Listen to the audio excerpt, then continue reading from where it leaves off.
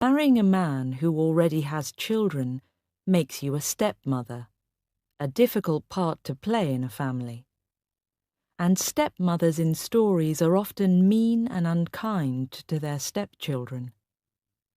Lakshman, who is 9, knows this very well. He never wanted a stepmother. Why ever did his father marry her?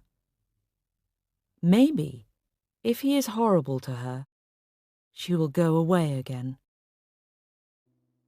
Lakshman ran his hand over the surface of the cupboard and breathed in the pleasant smell of newly cut wood. An almirah, with 4 doors, 2 above and 2 below, and a shiny key in each one. What use was an almirah to a baby? Nobody ever made almirahs with 4 doors.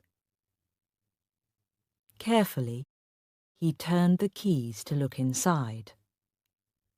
In one half, there was a place to hang clothes, small clothes. The other half had narrow shelves. Underneath, there were 2 long, wide shelves. Somebody, he supposed, had already put some toys there, baby things, plastic cups that fit into each other, little wooden bricks, and coloured balls. Angrily, he banged the doors shut. What a complete waste. In his bare feet, he walked down the stairs to the back of the house, to the kitchen area. The old amme was squatting on the floor, cutting up vegetables for the meal. A row of pots and pans stood on the floor, and Candy, the Alsatian dog, was sleeping peacefully beside them, his tail occasionally waving away the flies. Both Lakshman and the amme knew this was against the rules the new woman had made after she took control of the house. But they understood each other, the old cook and the boy. He squatted down opposite her, watching her. Although he was 9, he was small for his age, small but strong. He wore an old shirt and a too small pair of washed-out blue trousers. For some time he watched the amme in silence. Then, in his rather high little boy's voice, he asked, "Where is the bloody woman?" The amme did not stop her cutting. She said calmly, "She's getting dressed to go out. She wants you to change and go with her, to buy new shoes for school." The boy sighed. He picked up a piece of sugarcane and began to suck it noisily. That was really too bad. Did she really think he'd go out with her? Walk in the street where all his friends would see him? True, his father had said she would help him and look after him, but that did not mean she could give him orders, or that he had to do what she wanted. Why, he wouldn't go with her for anything, not even if she offered him a bicycle. Lakshman had been saving for a bicycle for some time. His weekly money from his father, gifts from aunts and uncles and grandparents, all this was carefully saved. In fact, Lakshman lived for the day when there would be enough for that bicycle. But dislike of his stepmother was so great that he could not even imagine himself accepting a bicycle from her. He bit off a piece of sugarcane and said crossly, "I am not going out with her to buy a pair of shoes." It was hot in the kitchen. The amme lifted a corner of the cotton cloth she was wearing wrapped round her like a skirt, and wiped the sweat from her face and neck. At that moment, Lakshman's stepmother appeared in the doorway. Her eyes took in the scene and narrowed angrily. She raised her voice and said, "Amme, I have told you again and again not to cut vegetables on the floor." And then to Lakshman, "Lakshman, go and change your clothes. I want to take you out to buy a pair of shoes." Neither Amme nor the child moved. The Amme began to cut vegetables again, with great concentration. Lakshman looked quickly at his stepmother. The she-devil. Whatever had made his father marry her? He said, "Amme doesn't understand English, and I don't want to go out. You buy the shoes for me." The woman straightened her back and looked down at him. "If Amme doesn't understand English, why don't you tell her in Sinhalese? And you say you won't come out with me. Well, I can't buy a pair of shoes unless you try them on. So please, get ready. Quickly now." He turned to Amme and said in Sinhalese, "That bloody woman says not to cut vegetables on the floor." Very slowly and heavily, the Amme got up from where she was squatting. She picked up the vegetables and threw them on the kitchen table. Then she said to the child, "Tell her I can't work for her. Also, I am not well. I have to go home." Lakshman repeated in English exactly what the old cook had said. The tall one looked from the child to the old woman a little helplessly, then shrugged her shoulders. If she is not feeling well, she must go home and get better. Meanwhile, you get ready. I am waiting. He stepped right in front of his stepmother. He had to bend his head far back in order to see her face. He collected the spit in his mouth, then walked slowly and deliberately to the corner of the kitchen where there was a space for washing vegetables, and spat. Spitting was the best way to drive away evil things. Then he said, "But I told you, I am not coming." She took a deep breath. "All right. If you are not coming, I am not buying the shoes." She turned and walked towards the front door. Lakshman ran after her and shouted so that it echoed down the road, "If you don't buy those shoes, I'll tell all the neighbors and relations what a mean, hateful, horrible stepmother you are." She didn't even turn her head. All she said was, "You tell them whatever you like, Lakshman, but if you want a pair of shoes, you've got to come and try them on, or else no shoes." He watched her drive off. He was very angry, but not because he needed the shoes so badly, but because he felt she had won this particular argument. He could hear the men servants talking and laughing loudly in the kitchen with the Amme, who was packing her things.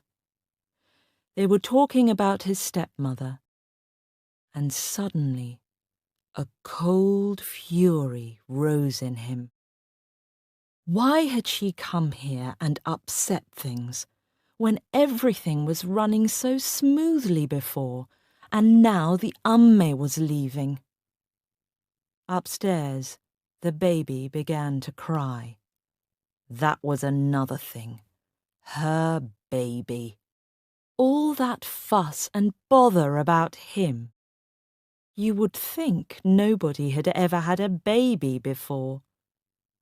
And all that nonsense about keeping him clean and not touching him with dirty fingers. And Almiras. Almiras were bought for brides when they got married to take to their new husband's house to keep their saris and jewellery safe. And then he had an idea. Thoughtfully, he climbed back up the stairs. There stood the Almira, with its smell of new wood. Without hesitating, he opened the 2 bottom doors, which he could easily reach because they were at his height. He took hold of one door and forced it back, further and further, until the wood broke and the door fell to the ground with a loud crash. The second door soon followed the first.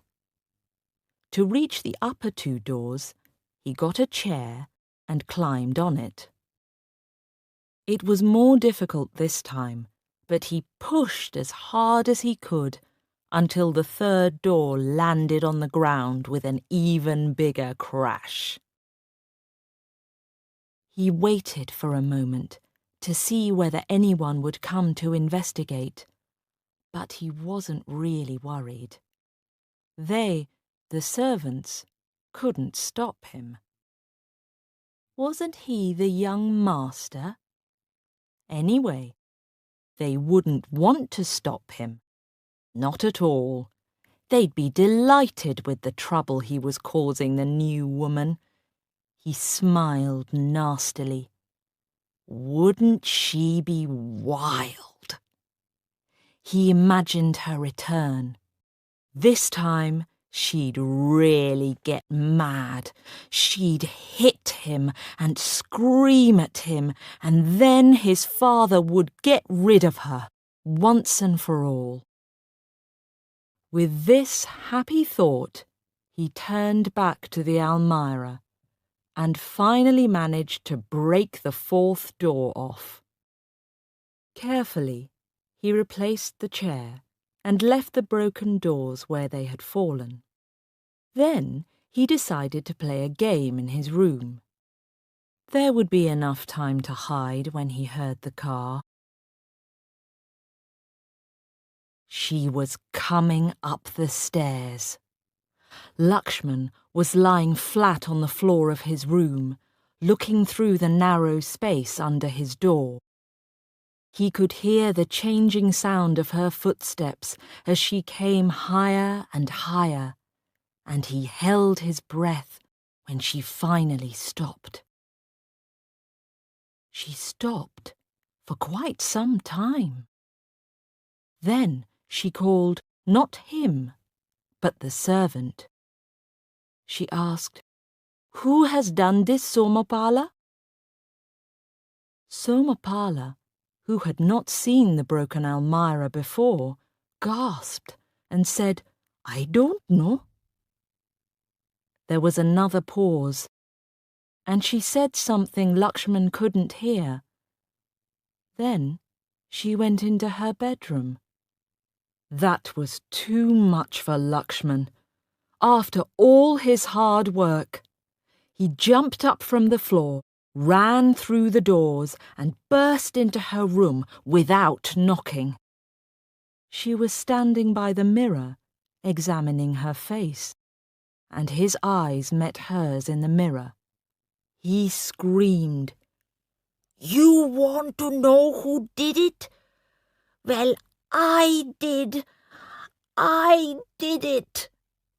His face was red under the brown skin, and his eyes very black, shining with the light of battle. His arms hung by his sides, his hands tightly closed. She turned slowly. You did it, Lakshman. You. She looked down at him from her great height. Her fingers were playing with the household keys she was holding. That's really too bad, Lakshman. Breaking the baby's cupboard. We had to pay a lot of money for it. He almost laughed. The stupid woman. What was the point in breaking something cheap? He waited for her fury to break, preparing himself for the punishment, looking forward to it almost with pleasure. But it didn't come. She just stood there and looked at him calmly. Then she said, "That's really too bad, Lakshman. I thought you were a sensible sort of boy." She sighed. "So now we have to ask the workman to repair the damage. Quite an unnecessary bother and cost."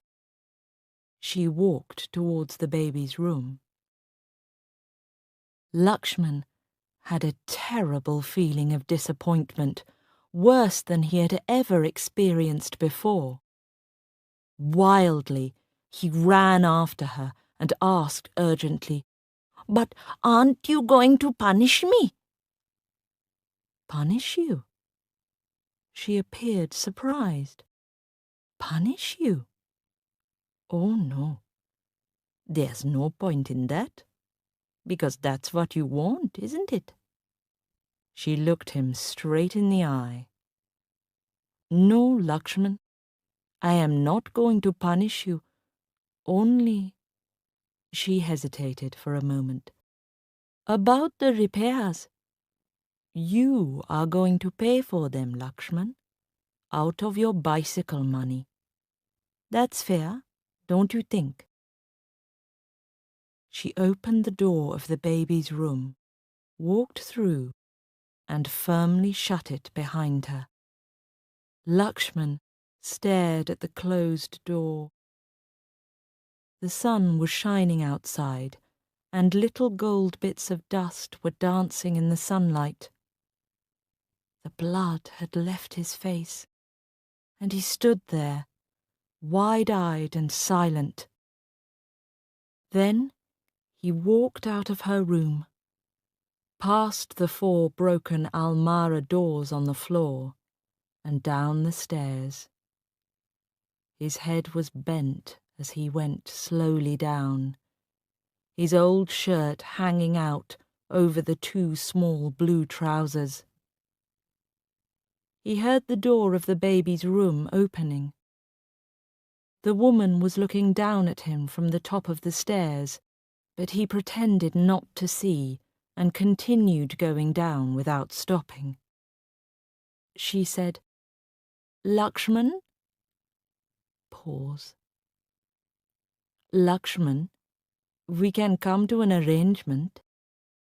He did not look up. But there was no longer any sharpness in her voice. Instead, there was a warm note in it that the child did not fail to notice.